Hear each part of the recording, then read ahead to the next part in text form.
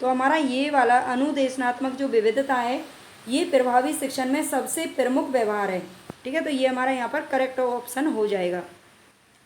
संकलनात्मक परीक्षणों के आधार पर एक शिक्षक अपने विद्यार्थियों के निष्पादन व्यवहार को उसमें अभिव्यक्त सुस्थित जीवन शैली के संदर्भ में व्याख्यायित करता है। तो इसे क्या कहा जाएगा? संकलनात्मक परीक्षणों के आधार पर एक शिक्षक अपने विद्यार्थियों के निष्पादन व्यवहार को उसमें अभिव्यक्त सुस्थित जीवन शैली के संदर्भ व्याख्यायित करता है। तो इसे क्या कहते हैं? देखो, सतत एवं व्यापक मूल्यांकन जो होता है ये तो होगा नहीं, क्योंकि ये निर्माणात्मक परीक्षण से संबंधित है। ठीक है, ये सतत का मतलब लगातार चलता ही रहता है, लेकिन संकलनात्मक परीक्षण का मतलब होता है जो हमारे, आप जानते हैं, जो बच्चे हैं पूरे साल पढ़ते हैं और पूरे साल के बाद उसका एक टेस्ट लिया जाता है, पेपर जो होते हैं, जो एग्ज़ाम लिया जाता है, ऐसे परीक्षा जिनको बोलते हैं। ठीक है, तो वो क्या कहलाता है? संकलनात्मक परीक्षण कहलाता है। तो मानक संदर्भित परीक्षण या फिर निकष संदर्भित परीक्षण, निर्माणात्मक परीक्षण। निर्माणात्मक परीक्षण तो ये है नहीं, ये है निकष संदर्भित परीक्षण। जो ऑप्शन थोड़ा सा ऐसा लगता है ना कि इसके बारे में तो हमें पता ही नहीं है, कहीं सुना ही नहीं है, वही ऑप्शन, आजकल के पैटर्न की बात बता रही हूँ, आजकल पेपर ऐसे फ्रेम किए जाते हैं, वो एक्सपर्ट ऐसे ऑप्शन को रखते हैं कि जिनके बारे में बच्चों ने कभी सुना ही ना हो। तो इसीलिए आप थोड़ा सा इस चीज़ पर भी ध्यान दें। यहाँ पर ना क्या है कि आजकल के पेपर को निकालने के लिए ना थोड़ी स्मार्टनेस भी ज़रूरी है, सिर्फ पढ़ाई ज़रूरी नहीं है, स्मार्टनेस भी ज़रूरी है। तो ऐसे क्वेश्चन पर ज़रूर ध्यान दें, ऐसे ऑप्शन पर। निकष संदर्भित परीक्षण इसका करेक्ट ऑप्शन है। आई होप आप समझ रहे होंगे जो मैं बोल रही हूँ, है ना, थोड़ा सा फास्ट बोल रही हूँ आज। विद्यार्थी के उन अभिलक्षणों को चिन्हित करें जो शिक्षण अधिगम प्रणाली को प्रभावी बनाने में सहायक हैं। तो बताइए, विद्यार्थी का पूर्व अनुभव, बिल्कुल विद्यार्थी का जो पूर्व अनुभव है वो उसकी अधिगम प्रणाली को क्या बनाएगा? प्रभावी बनाएगा। विद्यार्थी की पारिवारिक वंश परंपरा से कोई मतलब नहीं है, पढ़ाई से और उसकी वंश परंपरा से कोई लेना देना नहीं होता, वो किस परिवार से बिलोंग करता है। विद्यार्थी की अभिक्षमता काम आती है, विद्यार्थी के विकास की अवस्था, बिल्कुल ये भी काम आती है। लेकिन विद्यार्थी की खाने पीने की आदतें, शौक, उसका धर्म, इन सब से कोई लेना देना नहीं है। वो किस परिवार से बिलोंग करता है, वो किस धर्म से बिलोंग करता है, उसकी खाने की आदतें, अगर कोई बच्चा मान लीजिए चटपटी चीज़ें ज़्यादा पसंद करता है और एक बच्चा है जो मीठा ज़्यादा पसंद करता है, तो इनसे उनके पढ़ाई लिखाई पर कोई असर नहीं पड़ेगा। ठीक है, हो सकता है दोनों पढ़ाई लिखाई में बिल्कुल सेम हो, तो इन चीज़ों से कोई फ़र्क नहीं पड़ता। निम्नलिखित में से कौन से कारक शिक्षण को प्रभावित करते हैं? तो शिक्षण की आंतरिक नियंत्रण की संस्थिति, अधिगमकर्ता की अभिप्रेरणा, शिक्षक का जीवन वृत्त आधारित प्रदत्त, शिक्षक का आत्म सामर्थ्य, शिक्षक की प्रबंधन और अनुसरण क्षमता। तो बताइए, हो सकता है आज आपको थोड़ी सी आवाज़ में प्रॉब्लम लगे, वैसे तो शायद नहीं लगेगी, मैं इसका भी सॉल्यूशन कर दूंगी। लेकिन आज बारिश हमारे यहाँ पर इतनी तेज़ हो रही है, 48 घंटे से भी ज़्यादा हो गए हैं, मतलब बारिश रुक ही नहीं रही है ना, मथुरा ज़िले में। तो आप बताना आप कहाँ से हो और आपके यहाँ पर भी बारिश कब से हो रही है ना, हो भी रही है नहीं भी हो रही है। हमारे यहाँ 48 घंटे से लगातार बारिश हो रही है, मुश्किल से आज सुबह 1 आध घंटे के लिए बंद थी और अब तो इतनी तेज़ बारिश हो रही है धुआंधार। इसीलिए थोड़ा सा आवाज़ में मुझे लग रहा है जैसे आपको हो सकता है कुछ प्रॉब्लम हो, तो प्लीज़ थोड़ा सा एडजस्ट कर लेना। ठीक है, शिक्षण की आंतरिक नियंत्रण की संस्थिति, ये क्या शिक्षण को प्रभावित करता है? बिल्कुल करता है, ये शिक्षक है, शिक्षण नहीं है। ठीक है, शिक्षक की आंतरिक नियंत्रण की संस्थिति शिक्षण को प्रभावित करती है। अधिगमकर्ता की अभिप्रेरणा, अधिगमकर्ता की अभिप्रेरणा भी करती है। शिक्षक का जीवन वृत्त आधारित प्रदत्त, उसका जीवन के प्रति नज़रिया कैसा है, इससे कोई मतलब नहीं है। शिक्षक का आत्म सामर्थ्य शिक्षण को प्रभावित करता है और शिक्षक की प्रबंधन और अनुसरण क्षमता भी क्या करती है? शिक्षण को प्रभावित करती है। तो इसमें आप एक बार अच्छे से और पढ़ लेना ऑप्शंस को, A, B, D, E हमारे जो हैं करेक्ट ऑप्शन है। शिक्षण की पद्धतियों के किस समन्वय से अधिगम के इष्टतम होने की संभावना है? तो शिक्षण की पद्धतियों के किस समन्वय से अधिगम के इष्टतम, मतलब अच्छे से अच्छा अधिगम हो पाएगा, किसके समन्वय से? व्याख्यान, परिचर्चा और संगोष्ठी पद्धति, व्याख्यान, प्रदर्शन और पावर पॉइंट आधारित प्रस्तुतिकरण, अंतरक्रियात्मक। जो हमारा बेस्ट ऑप्शन होगा ना हम उसको चुनते हैं। ठीक है, पेपर में यही होता है कि जो बेस्ट होगा, चारों ऑप्शन काम के होते हैं, सब यूज़फुल होते हैं, सारे के सारे सही होते हैं, लेकिन हमें बेस्ट को यहाँ पर चुनना पड़ता है। तो व्याख्यान, प्रदर्शन और पावर पॉइंट आधारित प्रस्तुतिकरण, अंतरक्रियात्मक परिचर्चा, नियोजित व्याख्यान और पावर पॉइंट आधारित प्रस्तुतिकरण या फिर अंतरक्रियात्मक व्याख्यान सत्र, जिसमें युग्मीय चर्चा आधारित सत्र, विचारावेश प्रक्रिया और परियोजनाएं अनुवर्ती रूप में हो। देखो चीज़ें एक ही दे रखी हैं, है ना, चारों में, बस थोड़ा सा उनको बढ़ा चढ़ा करके दे दिया। और जिसमें ज़्यादा बढ़ा चढ़ा के दिया हुआ है ना, कहते हैं ना आज का जो ज़माना है ना वो दिखावे का ज़माना है, और उसमें जितना ज़्यादा चीज़ों को आप बढ़ा चढ़ा कर करते हैं ना, उतना ही लोगों की नज़रों में ज़्यादा इफेक्ट पड़ता है ना। ये सब पता नहीं मुझसे नहीं हो पाता। तो चलते हैं, आजकल जो चीज़ें मतलब मैं बता रही हूँ आपको ऑप्शन के आधार पर, वैसा कुछ भी नहीं है। आप अच्छे से अगर ईमानदारी से सारे काम करते हैं ना तो सब अच्छा ही होता है, मैं तो यही मानती हूँ। शिक्षण की गुणवत्ता प्रदर्शित होती है। तो शिक्षण की गुणवत्ता देखो ये बात प्लीज़ आप मतलब दिल पे ना लगा लेना दिखावे का, कहीं दिखावे के चक्कर में आप अपने आपे को भूल जाओ, ऐसा नहीं होना चाहिए। जो इंसान जैसा है, अगर वो अच्छा है, उसके सारे कर्म अच्छे हैं ना, तो वो हर तरीके से फिर अच्छा ही करता है। तो ऐसा कुछ मत सोचिए। शिक्षण की गुणवत्ता प्रदर्शित होती है कक्षा में विद्यार्थियों की उपस्थिति से, विद्यार्थियों के उत्तीर्ण प्रतिशत से या विद्यार्थियों के द्वारा पूछे गए प्रश्नों की गुणवत्ता से, कक्षा में शांति बनाए रखने की अवधि से, है ना, कितने लंबे समय से बच्चों ने शांति बना रखी है, उस अवधि से गुणवत्ता प्रदर्शित होती है। तो बिल्कुल इसमें जो करेक्ट ऑप्शन है वो है विद्यार्थियों के द्वारा पूछे गए प्रश्नों की गुणवत्ता से शिक्षण की गुणवत्ता क्या है, प्रदर्शित होती है। तो चलते हैं आगे। निम्नलिखित में से कौन सी अनुदेशन सामग्री नहीं है? ओवरहेड प्रोजेक्टर, ऑडियो कैसेट, छपी सामग्री, ट्रांसपेरेंसी। तो इनमें से अनुदेशन सामग्री नहीं है, छपी सामग्री, बाकी सारी की सारी अनुदेशन सामग्री हैं। प्रभावी अध्यापक वह है जो कक्षा पर नियंत्रण रख सकता है, जो कम समय में अधिक सूचना दे सकता है। बिल्कुल सारे ही यहाँ पर जो पॉइंट है ना वो प्रभावी अध्यापक के ही हैं, लेकिन इसमें से बेस्ट आपको चूज करना है। विद्यार्थियों को सीखने के लिए जो प्रेरित कर देना, वही टीचर क्या है, एकदम ज़्यादा आइडियल माना जाएगा, ज़्यादा प्रभावी माना जाएगा, जो बच्चों को सीखने के लिए प्रेरित करे।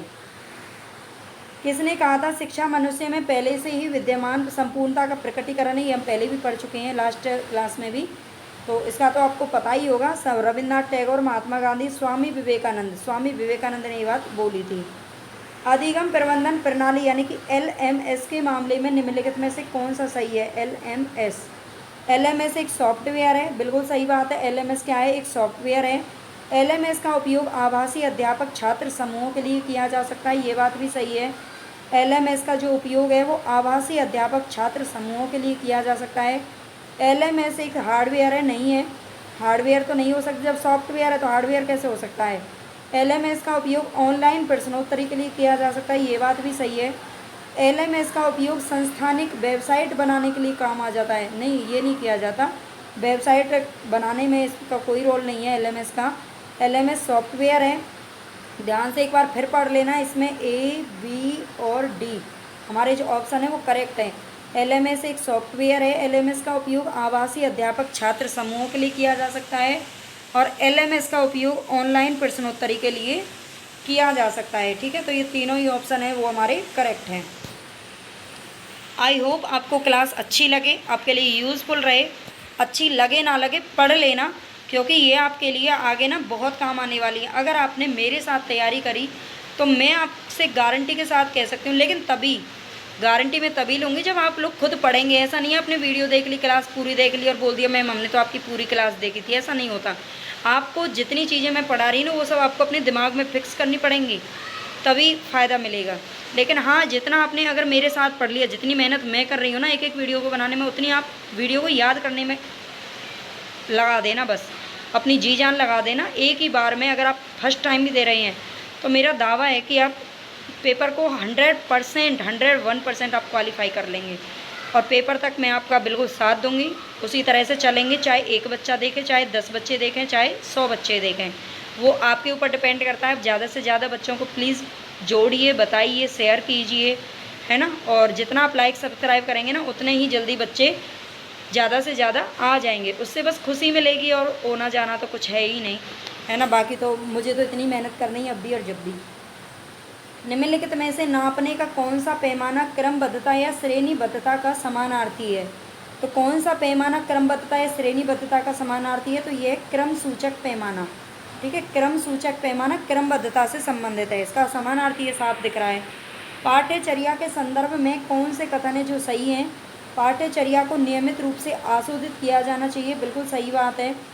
पाठ्यचर्या जो पाठ्यचर्या का मतलब होता है जो पाठ्यक्रम है बच्चों का, उसे नियमित रूप से नियमित ऐसा नहीं है डेली उसमें कुछ ना कुछ संशोधन करें, बल्कि हाँ नियमित महीने में, 2 महीने में, 6 महीने में, साल भर में उसमें थोड़ा बहुत उसे संशोधन कर लेना चाहिए। पाठ्यचर्या में केवल सैद्धांतिक संकल्पना ही होनी चाहिए, ये बात तो बिल्कुल गलत है। केवल जहाँ पर आ गए ना वो समझ लो गलत ही होता है 99%। पाठ्यचर्या को देश की संवैधानिक अनिवार्यताओं से निगमित किया जाना चाहिए, बिल्कुल किया जाना चाहिए। पाठ्यचर्या शिक्षक केंद्रित होनी चाहिए, नहीं होनी चाहिए, विद्यार्थी केंद्रित होनी चाहिए। पाठ्यचर्या को उद्योग व समाज की आवश्यकताओं के अनुसार बनाया जाना चाहिए, बिल्कुल सही बात है। ठीक है, जो हमारा पाठ्यक्रम होता है अगर वो उद्योगों के लिए या फिर समाज की आवश्यकताओं के अनुसार है तो ही वो सही माना जाएगा। कौन सी एक शिक्षक केंद्रित विधि है? समस्या समाधान विधि, परिचर्चा विधि, परिप्रेक्षा अधिगम या फिर निदर्शन विधि? इनमें से कौन सी विधि है जो कि शिक्षक केंद्रित है, जो विद्यार्थी केंद्रित नहीं है? तो हमने विधियों को पढ़ा था, लेकिन इनमें ना जो क्वेश्चन पूछे जाते हैं तो ऐसे होते हैं कि हमारी थ्योरी में वो कंसेप्ट में आ ही नहीं पाते। तो शिक्षक केंद्रित विधि कौन सी है? समस्या समाधान विधि तो आप जानते हैं कौन सी विधि है, शिक्षक केंद्रित विधि नहीं है बल्कि विद्यार्थी केंद्रित विधि है। परिचर्चा विधि भी विद्यार्थियों पर के ऊपर केंद्रित है। परिप्रेक्षा अधिगम भी नहीं है बल्कि निदर्शन जो विधि है, निदर्शन जो विधि है ये कौन सी है? शिक्षक केंद्रित है। बाकी की ये तीनों क्या हैं? विद्यार्थी केंद्रित हैं। ठीक है, ध्यान रखना ये विद्यार्थी केंद्रित विधियां हैं। परिप्रेक्षा अधिगम को याद रख लेना। किस शिक्षार्थी केंद्रित विधि में विद्यार्थियों के समक्ष चुनौतियां प्रस्तुत की जाती हैं? तो स्व अधिगम, सक्रिय अधिगम, आगमनात्मक शिक्षण और अधिगम या सहयोगात्मक अधिगम? तो क्वेश्चन आई थिंक मुझे लगता है पहले भी आ चुका है, पढ़े हैं हम इसको। आगमनात्मक शिक्षण और अधिगम ये क्या है? विद्यार्थियों के समक्ष चुनौतियां प्रस्तुत की जाती हैं, इसके अंदर पहले एग्जाम्पल बता दिए जाते हैं और एग्जाम्पल के माध्यम से बच्चे खुद ही नियमों तक पहुँचते हैं, इसलिए ये चुनौती भरी होती है। कौन सी शिक्षण की विमर्श स्तर की विशेषताएँ हैं? विमर्श स्तर की विशेषताएं यहाँ पर आपसे पूछ रहा है, तो एक बार इनको अच्छे से पढ़ लीजिए क्या कह रहा है ये।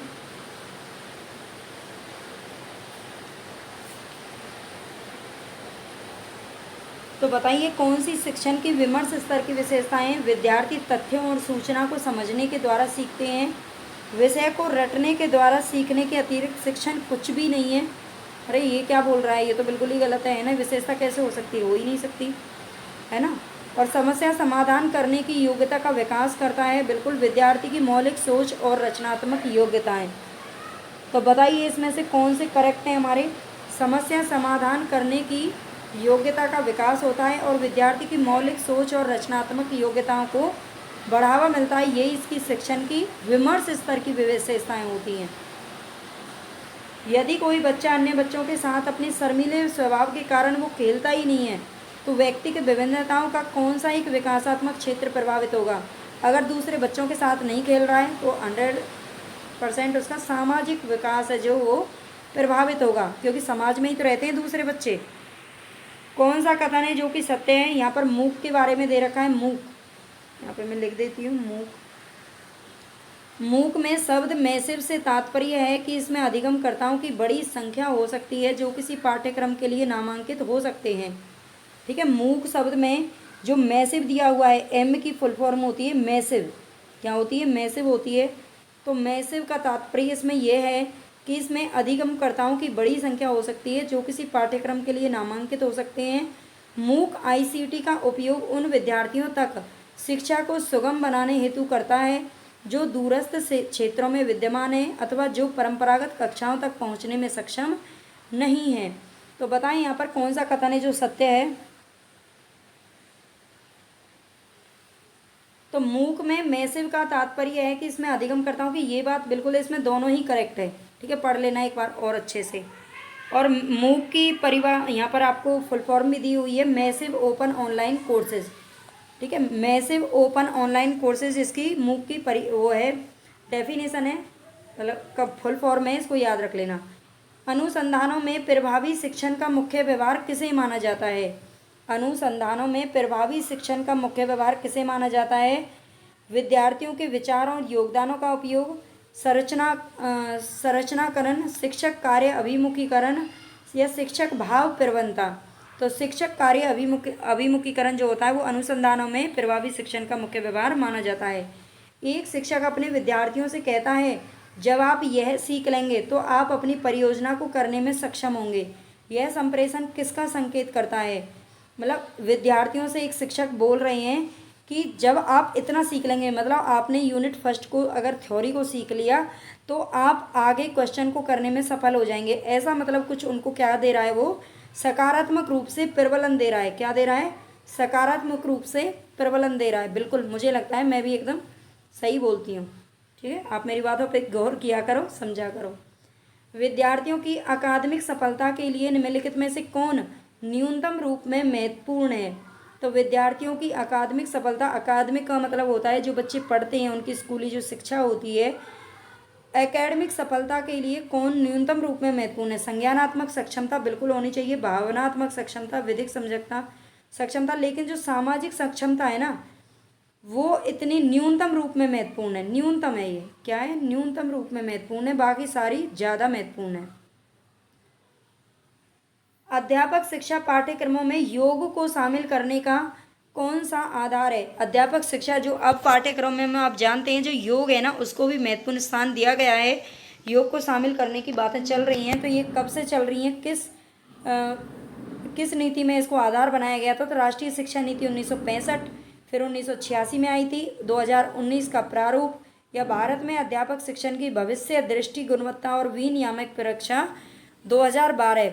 तो जो आप जानते हैं 2019 का जो 2020 की जिसे नीति कहा जाता है, इसमें प्रारूप जो बनाया गया था उसमें योग को शामिल करने की बात की गई है। शिक्षण की उन रणनीतियों का चयन कीजिए जो अधिगमकर्ता केंद्रित हैं। तो शिक्षण की उन रणनीतियों का चयन करना है आपको जो कि अधिगमकर्ता केंद्रित हैं। साइबरनेटिक्स, प्रश्न उत्तर सत्र, सर्वे दृश्य सहायक शिक्षण सामग्री की सहायता से दिया गया व्याख्यान, व्यवहारिक कार्य आधारित परियोजना। तो बताएं इसमें से एक बार देख लें आप अच्छे से, कौन सा ऑप्शन है जो हमारा सही होगा।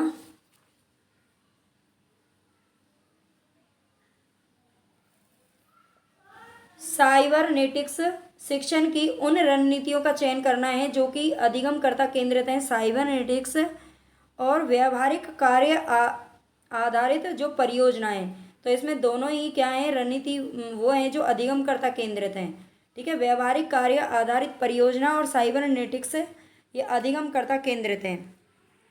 विद्यार्थियों के बेहतर निष्पादन हेतु निम्नांकित में से कौन सा एक निरोधक है? निरोधक तो आप समझते हैं, निरोधक का मतलब उसके विरुद्ध काम करता है, जो उसे अपना बेहतर काम नहीं करने देता। तो राजनीतिक उन्मुखता, अकादमिक रणनीतियाँ, अवबोध स्तर या एकेडमिक विमर्श। तो राजनीतिक जो उन्मुखता है, जो राजनीतिक उन्मुखता है, ये क्या है, विद्यार्थियों के बेहतर निष्पादन में क्या है, एक निरोधक है, एक उसमें बाधा बनता है। बच्चों को राजनीति से तो दूर ही रखना चाहिए, और आजकल की राजनीति से तो वैसे ही दूर रखना चाहिए। किस मूल्यांकन प्रणाली में शिक्षण के दौरान अनौपचारिक रूप से मूल्यांकन होता है? तो किस मूल्यांकन प्रणाली में शिक्षण के दौरान अनौपचारिक रूप से मूल्यांकन होता है? अनौपचारिक जो चलता रहता है बच्चे की क्लास के दौरान, उसके पढ़ाई को उसको ऑब्जर्व किया जाता है, तो ये होता है निर्माणात्मक मूल्यांकन। कौन सा होता है? निर्माणात्मक मूल्यांकन। ये सतत मूल्यांकन भी कहा जाता है, सतत मूल्यांकन, यानी कि ये लगातार चलने वाला क्या है, मूल्यांकन है।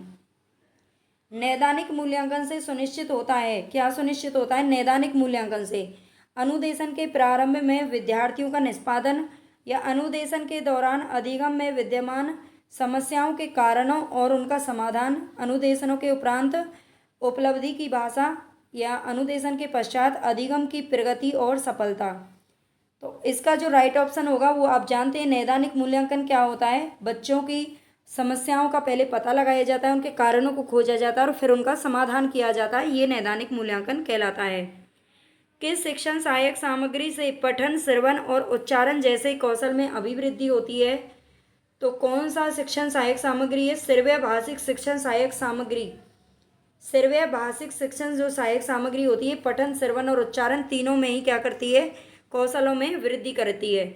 जीन पियाजे के संज्ञानात्मक विकास सिद्धांत के अनुसार किशोर विद्यार्थी विकास के किस चरण में होते हैं? अगर आपने मेरे वन लाइनर क्वेश्चन जो मैंने कल कराए थे, अगर आपने अच्छे से वो याद कर लिए ना, तो यहाँ से एमसीक्यू उसमें कुछ क्वेश्चन हैं जो रिपीट हुए हैं, वो इसीलिए रिपीट किए हैं ताकि आपको देखती हूँ कि कल वाले क्वेश्चन आपको याद हैं या नहीं है। ठीक है, पता चल जाएगा कि आपको क्वेश्चन वो याद हुए कि नहीं हुए। के साथ ही साथ आप जितना याद करते चलेंगे ना, तो उतना ही आपके ऊपर से बर्डन कम होता चलेगा और आप ये सोचेंगे कि अब जब पेपर होगा तब याद करेंगे, अभी बस लिखते जाएं लिखते जाएं लिखते जाएं।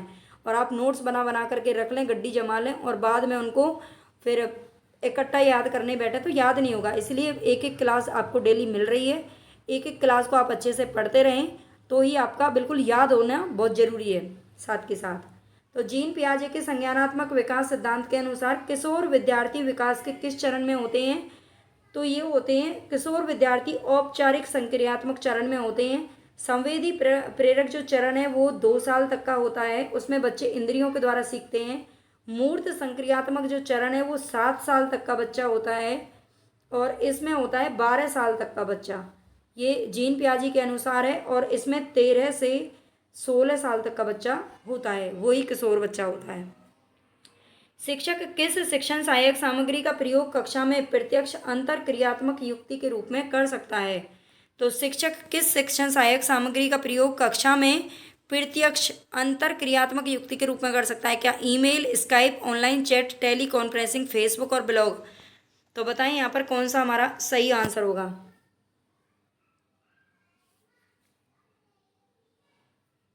तो देखो, ईमेल का प्रयोग तो क्लास में नहीं होता, ईमेल से तो कोई मतलब नहीं होता, बल्कि और किसका प्रयोग कर सकता है? स्काइप का कर सकता है, ऑनलाइन चैट का कर सकता है, टेली कॉन्फ्रेंसिंग का करता है, फेसबुक का प्रयोग नहीं कर सकता है ना, और ब्लॉग का प्रयोग भी नहीं कर सकता।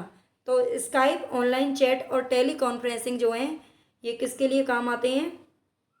बच्चों से अंतर क्रियात्मक युक्ति के रूप में कर सकता है कक्षा में, ठीक है, प्रत्यक्ष रूप से। शिक्षण में शिक्षण के माध्यम से सक्षमता और उत्कृष्टता को बढ़ावा देने के लिए मास्लो के पदानुक्रम की किन आवश्यकताओं को संतुष्ट किया जाना चाहिए?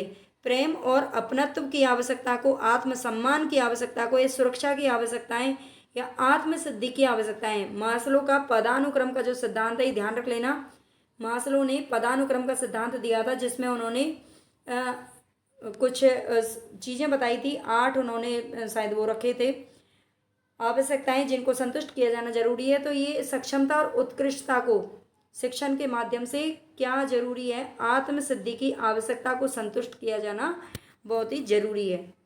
प्रत्यक्ष अधिगम को प्रोत्साहित देने के लिए, प्रत्यक्ष अधिगम को प्रोत्साहन देने के लिए कौन सी विधियां सर्वाधिक उपयुक्त होंगी? टीम शिक्षण विधि, परियोजना विधि, उदाहरण सहित व्याख्यान या परिचर्चा सत्र? तो प्रत्यक्ष अधिगम को प्रोत्साहन देने के लिए सबसे जो सर्वाधिक उपयुक्त है वो है परियोजना विधि, ठीक है, प्रोजेक्ट मेथड। बच्चों को करके सीखने का अवसर मिलता है इसमें। निम्नलिखित में से क्या प्रक्षेपित साधन में नहीं आता है? ओवरहेड प्रोजेक्टर, ब्लैक बोर्ड, छाया क्षेपित जिसको एपिडाइस्कोप कहते हैं, स्लाइड प्रोजेक्टर। तो इसमें जो ब्लैक बोर्ड है वो प्रक्षेपित नहीं है बल्कि अप्रक्षेपित है। क्या ये? अप्रक्षेपित, जो इलेक्ट्रिक वगैरह से नहीं चलता, ऐसे ही चलता है, ठीक है। तो अप्रक्षेपित है। बाकी प्रक्षेपित का मतलब होता है जिसमें चीज़ों को ना, मतलब क्या किया जाता है, जैसे जैसे आप देखे होंगे ना, कभी टीवी वगैरह चलता है, कुछ चलता है तो उसमें साइड में एक स्क्रीन वगैरह या फिर एक पर्दा वगैरह लगा दीजिए और पर्दे पर सारी चीज़ें दिखती हैं, वो होता है प्रक्षेपित करना। तो बाकी इसमें क्या है? प्रक्षेपित साधन है। तो आज हमारे यहाँ पर 31 क्वेश्चन है। आई होप आपके लिए ये काफ़ी यूज़फुल रहें, ऐसी मैं उम्मीद करती हूँ। और प्लीज़ आप अपनी तरफ से अपना काम कर देना। मैंने अपना काम कर दिया है, मैं भी मेहनत कर रही हूँ, आपको मेहनत करनी है, लेकिन प्लीज़ उसके बीच आप सब्सक्राइब और लाइक करना ना भूल जाना, ठीक है, ज़रूर कर देना जिन्होंने नहीं किया है। Thank you.